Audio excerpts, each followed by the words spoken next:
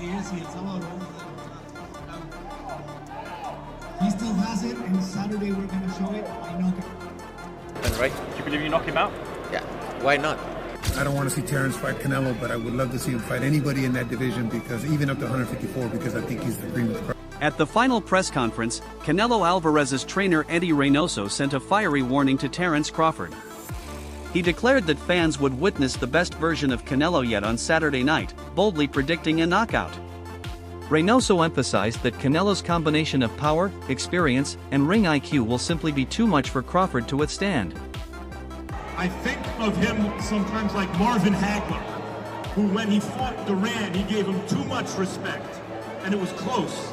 So when he fought Hearns, he thought, no, I'm going to go knock him out. What mentality do you want Canelo to have for this fight? Recuerdo un poco más Rinaldi y lo que tuvo que hacer. Cuando ves a Canelo, toda la mentalidad que él tiene que hacer. Lo mejor de su carrera, lo mejor de 20 años de preparación y de peleador, eso se va a ver el sábado. This is the best Canelo we're going to see in 20 years of career, and we're going to show it on Saturday. Canelo Alvarez has always carried himself as a champion who thrives under pressure, and his latest comments reflect that confidence. He made it clear that he is not just preparing for victory, he is guaranteeing it, promising to knock Crawford out. Such bold proclamations are nothing new for Canelo, who has built his reputation on fearlessness and devastating knockout power against elite opposition. By assuring a stoppage win, Alvarez is sending a psychological message to both Crawford and the boxing world that he intends to dominate. He thinks Bomac might throw the towel in to stop the fight. Oh, could be. In boxing, everything can happen, right? Do you believe you knock him out? Yeah, why not? Canelo, you said last year you have everything to lose and nothing to gain. And because you said if he wins, if you win, you'll say he's too small. Yeah. Is that still the same for you now? No, when you don't have in mind one fight, you think in that way. But when you see how big is this fight, it's a big fight. While Alvarez acknowledged Crawford's impressive new physique, he quickly dismissed it as irrelevant once the bell rings. According to Canelo, the fight will ultimately reveal who he truly is as a champion. He noted that big events always spark speculation and debate among fans and analysts, but he remains unfazed. For Canelo, the outcome won't be decided by opinions or predictions, it will be determined by what happens inside the ropes, where he intends to prove himself once again. It's good, I feel happy because you know that you realize it's gonna be a good fight. So we expect a good fight. There are rumours circulating, a lot of people, conspiracy theories, think that it's photoshopped. What's your opinion? I don't think so. You know, people always talk, speculate and everything, but that's good. Around big fights always happen. You're somebody who has moved up and through the weights himself. What do you think the biggest challenge of it is, and what do you think he maybe is underestimating with it? No, maybe they know, but if not, I'm gonna remind them September 13. I can do a lot of things in the ring, and I'm gonna put everything there. Veteran trainer Abel Sanchez voiced serious concern about the matchup, admitting he doesn't want to see Alvarez face Crawford or anyone in that weight range. Sanchez believes the size difference poses unnecessary risk and could become a dangerous factor. In his view, Alvarez has already tested the limits by moving through multiple divisions, and continuing to take such mismatched fights could jeopardize both his longevity and his health. I don't want to see Terrence fight Canelo, but I would love to see him fight anybody in that division, because even up to 154, because I think he's the cream of the crop. Well, why not Canelo? Is that just a little too much? It could be like Canelo fighting the Charlo. You know, he just, even though he's got a lot of talent, it's just not enough size. Former world champion Crawford offered a different angle, pointing to Crawford's size and strength as a potential problem for Alvarez. Froch reminded fans that Canelo has shown vulnerability before, citing his loss to Floyd Mayweather and more recently to Dimitri Bivol. Those defeats, Froch argued, proved that Canelo is not invincible and that Crawford's physical condition and skill set could be enough to push him to the brink. Good counter-punching, fast hands, naturally the lighter man, so it's going to be naturally the quicker man. But I said earlier, he's looking bigger and stronger, so I think he's going to be able to cope with pressure from Canelo at times. But Canelo, I'm talking about, how does he win? And I think use his size, his strength and his weight advantage, his natural weight advantage to sort of bully Crawford around and push him back and put him under pressure, if indeed he can. And I just think that his natural ability, he's got high work rate, Canelo. He throws combination punches, he's great with a jab, he's defensive, he's a masterclass in here.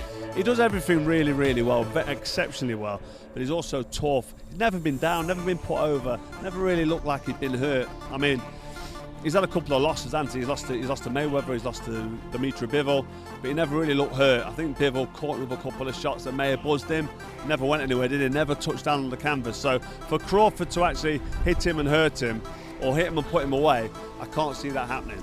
Canelo just needs to do what Canelo does, which is busy, excellent boxing masterclass work, but on his front foot, put Terence Bud Crawford under pressure. And that will probably be enough for him to get the job done. Now, for Crawford to win this fight, he's going to have to box and move, use his speed, use the ring craft, you know, the skills that we've seen time and time again. Ricky Burns, I've mentioned, Kell Brook, the big win against Errol Spence. Nobody thought that would be a one-sided whooping, but that's what it was. Terence Crawford outclassed Errol Spence. Errol Spence is a phenomenal fighter. We know how good he is, and look what Bud Crawford managed to do to him. Such a quality fighter, and he's unbeaten as well, so he's coming into this fight, doesn't know how to lose.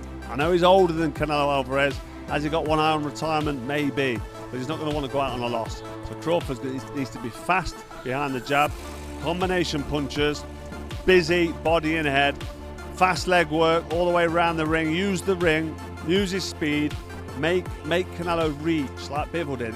Veteran broadcaster Jim Gray described the fight as a rare spectacle that only comes along once in a generation. For Gray, the intrigue lies in the fact that both men are regarded as the best of their era. Alvarez brings battle-tested power and experience from countless high-profile bouts, while Crawford offers unmatched versatility, speed, and an undefeated record. Gray noted that this isn't a one-sided affair but a true clash of icons, one that has all the makings of a modern classic. You're asking me to break down a fight. I mean, you know, obviously the big focus is on the weight and coming up in the division. And, you know, but look, Terence Crawford fights from both sides. And while Canelo has fought guys who, you know, have been southpaws and so forth, they usually don't switch in the middle of the round. So you never know what can happen in these fights. Canelo is a bigger guy, and Canelo, we saw what happened to him when he went up against Bivol. So we know what that looks like. And so, you know, it's a tough assignment to move up in weight, but Terence Crawford has taken on every tough assignment, and he looks in great shape. And you know, this guy's really something. So it's hard to say. You know, if you start analyzing and breaking this down, there are advantages for both. Former champion Steve Collins provided a balanced breakdown, refusing to pick a clear winner. He argued that Alvarez still has enough left in his prime to beat Crawford, while Crawford himself might be the best fighter in the world today. Collins pointed out Alvarez's experience and toughness on one side, and Crawford's intelligence and adaptability on the other. His analysis reflects why this fight has split opinion across the boxing world, because both men possess the qualities needed to win. For Collins, the result will come down to execution on fight night, not speculation beforehand. Firmly picking Canelo, some people firmly picking Crawford. Where's your head at with this? I'm a fan of Canelo. I love his style. I like how he fights. I like everything about him, his boxing. Crawford is a very good fighter. And some people believe and think that maybe Canelo might not be taking him serious. People think, oh, Canelo's got this attitude, oh, I'm bigger than him, you know, I'm stronger than him. This is what they think Canelo's thinking. And they think, people believe that Canelo goes in underestimating Crawford. He could be in for a shock. I don't believe Canelo is underestimating him because he's too long in the tooth. He's been around the game. He's too wise and too successful to underestimate anybody. But also in saying that, Canelo's been around a long time. He's got a lot of hard fights under his belt, and I wonder, is every fight, next fight is going to be his last fight? You know, has Canelo still got it in the tank? We don't know. We know in the night Crawford is good enough to beat him. Canelo's good enough to beat Crawford, and in saying that, I'm looking forward to the fight because I really don't know. I can't pick a winner. That's what's great about this fight, because I really cannot pick a winner. Do you think size will play a factor in this fight? Well, size can play a factor if you know how to use it to your advantage. Sometimes size can be to a disadvantage. I don't really think the size is going to make that much of a difference, really. Then Canelo is clever enough, he can use his weight to a positive. I don't really know. See, I can't simplify it and say, oh yeah, size will make a difference. That's what's great about this fight. I can't pick a winner. Former UFC champion Michael Bisping weighed in on the boxing super fight by focusing on legacy. He described Canelo Alvarez as the face of boxing and recognized Terence Crawford as the undisputed king of his division. For Bisping, this fight goes beyond belts or money, it's about history. A victory over an unbeaten, highly respected opponent like Crawford would further cement Canelo's legendary career. On the other hand, stepping up to face Alvarez gives Crawford the ultimate chance to prove himself against boxing's biggest star. Bisping stressed that both men are fighting not for another win, but for their permanent place in the sport's history books. About after all. And let's remember that Canelo Alvarez is kind of the face of boxing, but he's currently the number 3 pound-for-pound fighter. Canelo is only number 8, and of course number 1 is Alexander Usyk. A man that also, let's remember, moved up weight classes. If Crawford wins here, he becomes the first ever 3-weight undisputed boxing champion, but he's up against big competition in Canelo Alvarez. Alvarez is one of, if not the biggest star in boxing. All of the pressure is on Alvarez being the larger fighter, and also, as I said, being considered the face of boxing. Now Alvarez himself, he has unified the entire super middleweight division. After moving up from lower weight classes himself, unifying is a very rare achievement, but it also means that this fight is for all of Canelo's belts. Canelo is much more experienced, of course, his resume is stacked, and he's fought some of the best from 154 all the way up to 175. People like Triple G, 3 times, Amir Khan, Floyd Mayweather, Daniel Jacobs, Miguel Cotto, to name but a few. But his home has always been at 168 pounds. Canelo is unbeaten at super middleweight and only losing twice in his whole career, versus Dimitri Bivol at light heavyweight in 2022 and Floyd Mayweather years ago, 2013, at 154 pounds. Funnily enough, 154 pounds is the highest weight that Crawford has competed at. All right, if you're a boxing fan, then you're in for a treat, because we've got a fight that transcends titles. We've got Canelo Alvarez, the undisputed champion, taking on the 3-division king, Terence Crawford. That is correct. Rising prospect Bruce Carrington addressed the rumors about Canelo Alvarez sparring Jaron Boots in preparation for Crawford. Carrington downplayed the chatter, reminding fans that sparring is just sparring and shouldn't be exaggerated. He emphasized that training sessions don't predict outcomes because the atmosphere, stakes, and intensity are completely different once it's a real fight. I heard, like, you know what I'm saying, and the thing is, sparring, bro. Like, it happens. Like, I've had my days where a dude might get the best of me, and then the next 4 or 5 times I spar him, I'm lighting him up. Like, it's like no competition at that point. That's how things happen. But wouldn't you say, and I could be wrong, you're the pro here, but isn't sparring the most essential part of preparing for a fight, though? It is to a certain extent. It is. I would say, you know, but see, the thing is, like, when you're fighting, it's certain things you will and will not do. But like when you're sparring, you trying certain things. You're more loose. You're not as, like, you know, timid and thinking about throwing certain shots. Like, you're really taking your time. Like, there's certain times I'm sparring and like really like dead on sparring. Respected analyst Max Kellerman highlighted the magnitude of this matchup. He noted that Canelo Alvarez has already headlined numerous mega events, but for Terence Crawford, this represents the biggest stage of his career, facing an opponent of Canelo's star power under the brightest spotlight. At the same time, Kellerman pointed out that the fight is equally important for Canelo, as it stands among the greatest challenges of his Hall of Fame career. One thing about Canelo is he's been in a million big events. And I'm going to ask him about this just between you and me when he gets here. Don't tell him. But has he ever been in a bigger fight than this one? Is this everyone knows this is easily the biggest fight of Terence Crawford's career. But has he ever been in a fight as big as Canelo Alvarez, who's been in a million huge fights?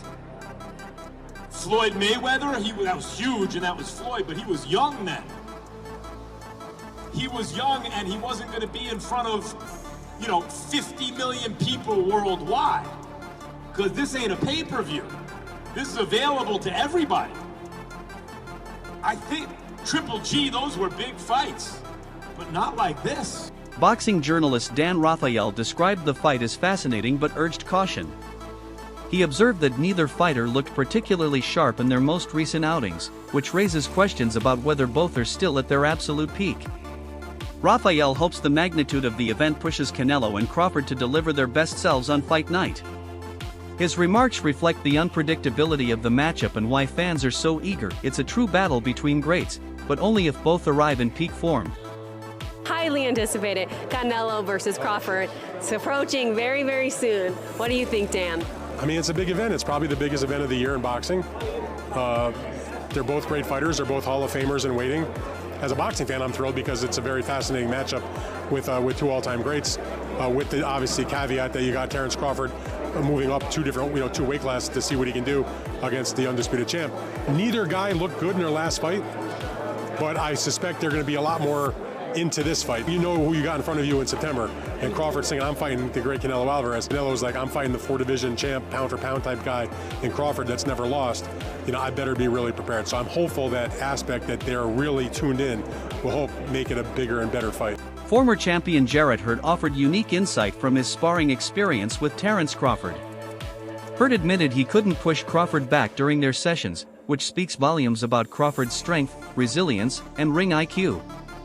For Hurd, that should serve as a warning to Canelo Alvarez. Crawford may be much harder to pressure than people expect.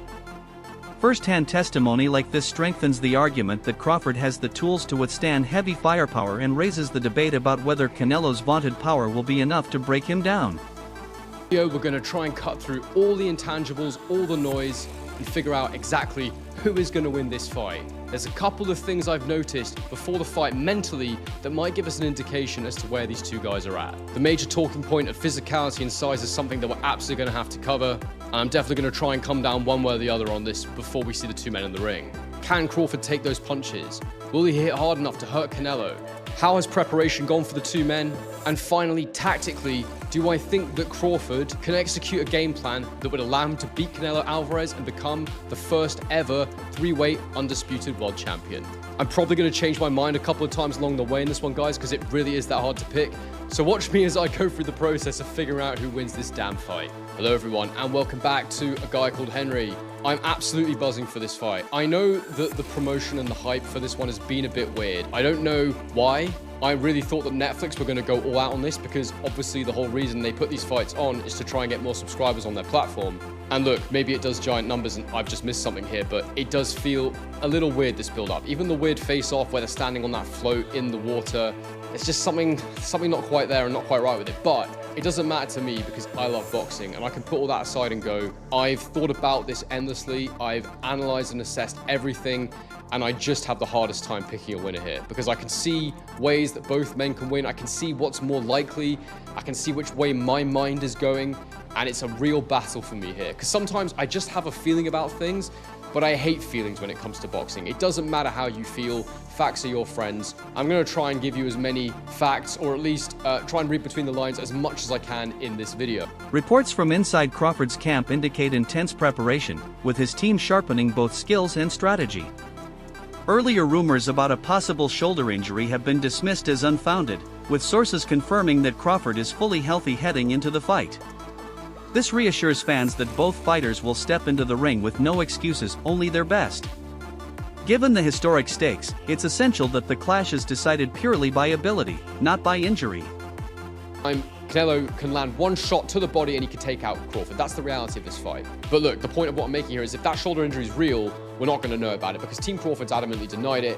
And let's just suppose that he is there for a payday. You're not going to know about any injury because they want people to buy the fight. They want people to watch it. And also, they're not going to want their opponent to know that there's any weakness coming into it to give them the best chance possible. And, you know, we know Canelo likes to hit the arms where he can to tire you out and weaken you. So if that shoulder injury is legit, then there's massive problems, but let's assume that it's not going to be an issue in this prediction. There's also been the chat about Canelo sparring Jerome Boots Ennis, which is probably pretty good preparation, being he's a switch hitter, he's smaller and faster, you know, similar to Terence Crawford in some ways, although I also think quite different, but are you going to get much better sparring than that? Probably not. People saying that it might have been too much for Canelo, it might have affected his confidence, taken too much out of him. I saw Teddy Atlas saying that, you don't want to break your guy in the gym and all this, and I just think we have no idea what kind of sparring they were doing. You know, Jerome Ennis could have gone in there and done purely tech sparring. If you enjoyed this video, don't forget to like, share, and subscribe to Knockout Voyage for more amazing boxing content. Stay tuned for the next big fight.